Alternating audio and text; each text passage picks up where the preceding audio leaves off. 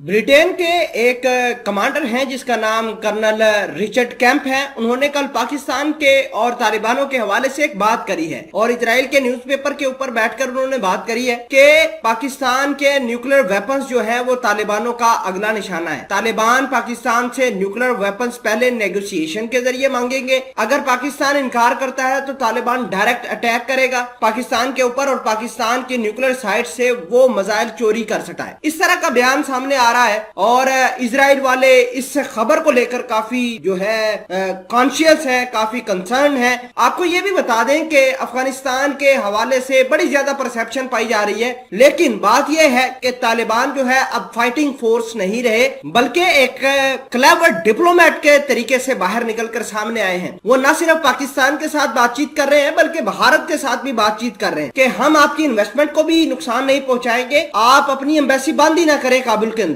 इस तरह के भारत के हवाले से तालिबान जो है वो बयान जारी कर रहे हैं। साथ तालिबान भारत को ये भी कह रहे हैं कि आपने किसी तरीके से अफगानिस्तान की सरजमीन इस्तेमाल नहीं करनी हमारे नेबर्स के खिलाफ। तो मामलात क्या है, किस और ये तमाम तर चीजें जा रही हैं, न्यूक्लियर वेपन्स का मामला क्या है और जो इजराइल वाले और ब्रिटेन जो है मिल बैठकर ये प्रोपेगेंडा कर रहा है, इसकी हकीकत क्या है, तमाम तर चीजें हक और सच आप तक पहुंचाएंगे। छोटी सी गुजारिश है कि आप हमारा यूट्यूब चैनल हसरात टीवी को सब्सक्राइब कर लें, घंटे के निशान को दबा लें ताकि लेटेस्ट न्यूज आप तक बर वक्त पहुंचती रहे। नाज़रीन इकरामी, बात यह है कि पाकिस्तान के न्यूक्लियर वेपन्स को आज तक ना अमेरिका ढूंढ पाया है, ना इजराइल ढूंढ पाया है, ना भारत और उसकी एजेंसियां ढूंढ पाई हैं। तो तालिबान क्या ये वेपन्स ढूंढ पाएंगी? यकीनन नहीं। हमारे वेपन्स अल्हम्दुलिल्लाह सेफ हाथों में है और आपको यह भी बता दें कि पाकिस्तान आर्मी की एक सेंट्रल कमांड है जो इसको देखती है, जो रेगुलर चेंज होती रहती है ताकि इसको मजीद सिक्योर बनाया जा सके। हामिद मीर साहब ने कल बातचीत करी थी भारत के